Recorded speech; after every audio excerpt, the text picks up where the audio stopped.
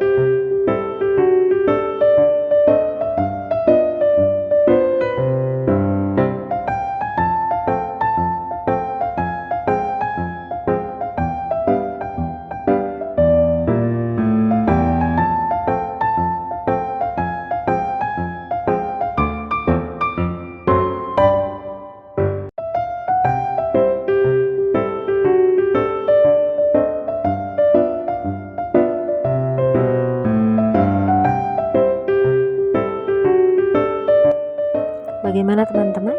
Mudah kan untuk dibuat? Jangan lupa untuk dicoba di rumah ya. Dukung saya dengan subscribe, like, share, komen jika ada pertanyaan, dan tekan loncengnya supaya tidak ketinggalan resep-resep menarik lainnya. Terima kasih sudah menonton. Sampai jumpa di video selanjutnya. Waalaikumsalam warahmatullahi wabarakatuh.